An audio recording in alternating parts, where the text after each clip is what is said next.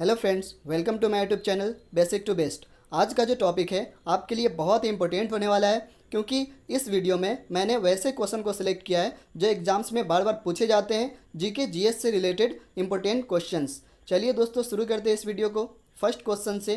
First question है, दूध के दही के रूप में जमने का क्या कारण है? ऑप्शन माइकोबैक्टीरियम, लैक्टोबैसिलस, खमीर, इनमें से कोई नहीं। करेक्ट ऑप्शन इज बी, यानी लैक्टोबैसिलस। और यहाँ पर आपको ध्यान देना है इससे इम्पोर्टेंट रिलेटेड टॉपिक्स पर। लैक्टोबैसिलस दूध में मौजूद लैक्टोज का, याद रखेंगे, लैक्टोज का किण्वन करके उसे लैक्टिक एसिड में परिवर्तित कर देता है। यानी दही में कौन सा एसिड पाया जाता है, कौन सा? तो याद रखना आपको, लैक्टिक एसिड। ठीक है। और यह कौन सा परिवर्तन है? दूध से दही जमना कौन सा परिवर्तन है, यह भी आपको याद रखना है। यह है रासायनिक परिवर्तन। रासायनिक परिवर्तन वैसा परिवर्तन होता है जिसमें किसी एक सब्सटेंस से एक नया पदार्थ बनता है और उसको फिर मूल पदार्थ में परिवर्तित नहीं किया जा सकता। यानी दूध से जब दही जमता है तो फिर पुनः दही से दूध नहीं जमाया जा सकता, इसलिए यह एक रासायनिक परिवर्तन है जो बहुत इंपॉर्टेंट है, याद रखेंगे। नेक्स्ट क्वेश्चन नंबर 2, निम्नलिखित में से किसके कारण दूध खट्टा हो जाता है? ऑप्शन प्रोटोजोआ, बैक्टीरिया, वायरस, और इनमें से कोई नहीं। करेक्ट ऑप्शन इज बी, यानी बैक्टीरिया। बैक्टीरिया के कारण ही दूध खट्टा हो जाता है। बैक्टीरिया वायु के संपर्क में आते ही इसमें संख्या की वृद्धि होने लगती है। जब संख्या की वृद्धि हो जाती है तो इस बैक्टीरिया के कारण दूध खट्टा हो जाता है। तो इसको ठीक करने का सही तरीका है कि दूध को गर्म किया जाता है और उसके बाद पुनः ठंडा करने से इसमें उपस्थित बैक्टीरिया मर जाते हैं और दूध लंबे समय तक अच्छा रहता है। नेक्स्ट क्वेश्चन नंबर 3, नाइट्रोजन स्थिरीकरण यानी नाइट्रोजन फिक्सेशन में लेग हेमोग्लोबिन का क्या कार्य है?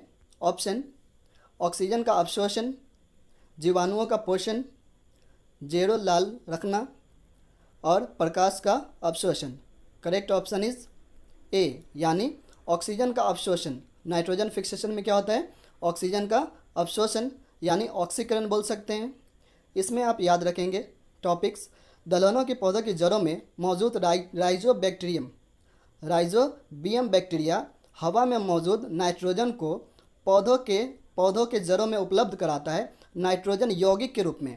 वायु में नाइट्रोजन कितना परसेंट होता है? 78%, यानी वायुमंडल में। वायुमंडल के नाइट्रोजन को राइजोबियम नाम का बैक्टीरिया पुनः इसमें पौधों की जड़ों में फिक्सेशन करता है। इसे ही नाइट्रोजन फिक्सेशन कहते हैं। ये बहुत इंपॉर्टेंट क्वेश्चन है। किस बैक्टीरिया के कारण याद होता है? याद रखेंगे राइजोबियम, ये इंपॉर्टेंट है, राइजोबियम। नेक्स्ट क्वेश्चन नंबर 4, जीवाणु की खोज किसने की थी? ऑप्शन है फ्लेमिंग, लेम्बस, टेमिन, और Leeuwenhoek. Correct option is D, यानी ल्यूवेनहॉक ने जीवाणु की खोज की थी। देख सकते हैं आप। नेक्स्ट क्वेश्चन नंबर 5, जिन पौधों पर बीज बनते हैं किंतु पुष्प नहीं लगते वे कहलाते हैं? ऑप्शन आवृत जीवी और अनावृत जीवी, रेडिफोडाइट्स और bryophytes. Correct option is B, यानी अनावृत जीवी। अनावृत जीवी, आइए इसको डिटेल से देखते हैं। अनावृत जीवी, इसका इंग्लिश होता है जिम्नोस्पर्म, और इसको अगर तोड़ करके देखें तो इसका 2 भाग हो जाएगा, जिम्नोस प्लस स्पर्मा। जिम्नोस का मतलब होता है नेक्ट, यानी नग्न, और स्पर्मा का मतलब होता है सीड, यानी बीज। यानी वैसे बीज जो नग्न अवस्था में पौधों पर उपस्थित होते हैं, लेकिन वह किसी पुष्प के द्वारा नहीं होते, सीधे वो शाखा में उत्पन्न होते हैं, उसे ही कहते हैं अनावृत जीवी। नेक्स्ट क्वेश्चन नंबर 6, हाइड्रोफाइट्स क्या होते हैं? ऑप्शन समुद्री जीव, नेक्स्ट ऑप्शन जलीय पौधे, पादप रोग, जड़ विहीन पौधा। करेक्ट ऑप्शन इज बी, यानी जलीय पौधा। और इसको देख सकते हैं आप, जलीय पौधा, इसको हाइड्रोफाइट्स क्यों कहते हैं? क्योंकि हाइड्रो का मीन्स होता है वाटर और फाइट्स का मीन्स होता है प्लांट, यानी हाइड्रोफाइट्स। याद रखेंगे, ऐसे आपको ज़्यादा याद होगा। हाइड्रोफाइट्स मतलब जलीय पौधा, यानी किससे रिलेटेड है हाइड्रोफाइट्स? जलीय पौधे से। नेक्स्ट क्वेश्चन नंबर 7, लाइसोसोम किसमें कार्य करता है? ऑप्शन प्रोटीन संश्लेषण में, प्रोसेसिंग तथा पैकेजिंग में, अंतःकोशिकीय पाचन में और वसा संश्लेषण में। करेक्ट ऑप्शन इज सी, यानी अंतःकोशिकीय पाचन में। क्या है इसका ऑप्शन? अंतःकोशिकीय पाचन। करेक्ट ऑप्शन इज सी, यानी अंतःकोशिकीय पाचन। Next question number 8।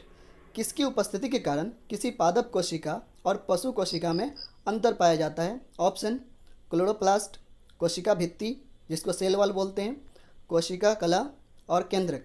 Correct option is B, यानी कोशिका भित्ति जिसको सेल वॉल बोला जाता है। याद रखेंगे, बहुत इंपॉर्टेंट है। नेक्स्ट क्वेश्चन, और इस पर थोड़ा सा टॉपिक ध्यान देंगे।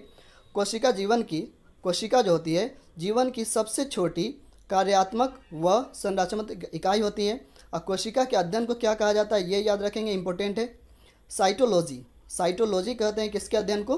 तो कोशिका के अध्ययन को। कोशिका के अध्ययन को कहा जाता है साइटोलॉजी। Next question number 9। 80% से अधिक सेल में कौन सा पदार्थ पाया जाता है? यानी 80% से अधिक सेल में पाया जाने वाला पदार्थ कौन सा है? ऑप्शन प्रोटीन, चर्बी, खनिज और जल। करेक्ट ऑप्शन इज डी, यानी जल। जल का सूत्र होता है H2O, जल ही जीवन है, याद रखेंगे। Next question number 10। कोशिका की आत्महत्या की थैली किसे कहा जाता है? ऑप्शन लाइसोसोम, राइबोसोम, न्यूक्लियोस और गोल्जी का है। करेक्ट ऑप्शन इज सी, यानी लाइसोसोम। लाइसोसोम को कोशिका की आत्महत्या की थैली कहा जाता है। यहाँ पर एक टॉपिक याद रखेंगे, क्योंकि लाइसोसोम्स क्या करता है जिसके कारण कोशिका की आत्महत्या की थैली कहा जाता है? तो इसका जवाब है लाइसोसोम्स अपने ही कोशिका को नष्ट करना शुरू कर देता है। याद रखेंगे, लाइसोसोम्स क्या करता है? अपने ही कोशिका को नष्ट करने की शुरू कर देता है। इसे सुसाइडल बैग भी कहते हैं, यह भी पूछा जाता है, suicidal bag. Next question number 10। कोशिका का ऊर्जा ग्रह किसे कहा जाता है? बहुत इंपॉर्टेंट है। गोल्जी का है, nucleus, mitochondria, ribosomes. Correct option is C, यानी माइटोकॉन्ड्रिया। माइटोकॉन्ड्रिया में खाद्य पदार्थों को बहुत ही छोटे छोटे अणुओं में तोड़ा जाता है और इसमें ही खाद्य पदार्थ का ऑक्सीकरण होता है, इसलिए इस कोशिका को कहा जाता है माइटोकॉन्ड्रिया। इस कोशिका के भाग को कहा जाता है माइटोकॉन्ड्रिया। ऊर्जा का ग्रह यानी संपूर्ण एनर्जी इसी में उपस्थित होती है। Next question number 12। यदि माइटोकॉन्ड्रिया काम करना बंद कर दे तो कोशिका में कौन सा कार्य नहीं होगा? तो ये आपको याद रखना है कि माइटोकॉन्ड्रिया में ही वायु का ऑक्सीकरण होता है, भोजन का अणुओं में टूटना ये भी किस में होता है? माइटोकॉन्ड्रिया में। तो क्या नहीं हो पाएगा? ऑप्शन है भोजन का अवकरण, भोजन का ऑक्सीकरण, भोजन का पाचन और भोजन का अवशोषण। करेक्ट ऑप्शन इज बी, यानी भोजन का ऑक्सीकरण जिसको ऑक्सीडेशन कहते हैं, ऑक्सीडेशन नहीं हो पाएगा माइटोकॉन्ड्रिया में, और काम करना बंद कर दे तो भोजन का ऑक्सीडेशन नहीं होगा। Next question number 13। यदि माइटोकॉन्ड्रिया काम करना बंद कर दे तो ये तो हो गया। Next question number 14। पत्ती के नारंगी और पीले होने का क्या कारण है?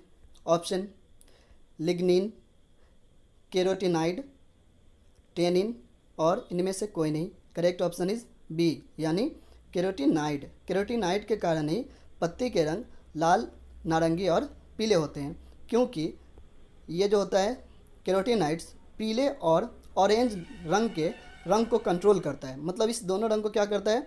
कंट्रोल करता है। कौन करता है? तो केरोटिनाइड्स। और इसमें लाल रंग का भी याद रखेंगे। Next question number 15। किस पादप को शाकीय भारतीय डॉक्टर कहा जाता है? ऑप्शन आंवला, आम, नीम और तुलसी। करेक्ट ऑप्शन इज ए, यानी आंवला। और आंवला से रिलेटेड ये क्वेश्चन आप याद रखेंगे। आंवला स्वाद में तो ज़्यादा बुरा नहीं होता, लेकिन इसके फ़ायदे भी अनेक रूप में होते हैं। आंवला में कौन सा विटामिन पाया जाता? तो विटामिन सी आंवला में भरपूर पाया जाता है, याद रखेंगे, जो बहुत सी लोगों को कम करता है। और यह एक इसका रासायनिक नाम याद रखेंगे, ascorbic acid. Ascorbic acid vitamin C का किसका नाम है? विटामिन सी का रासायनिक नाम क्या होगा? Ascorbic acid. बहुत ही बार एग्जाम्स में पूछा गया है। यह वीडियो कैसा लगा हमें कमेंट करके बताएं। अगर अभी तक चैनल को सब्सक्राइब नहीं किया है तो चैनल को सब्सक्राइब कर ले, बेल आइकन को प्रेस कर दें ताकि आने वाली सभी वीडियो का नोटिफिकेशन आपको मिलता रहे। जब तक के लिए टेक केयर।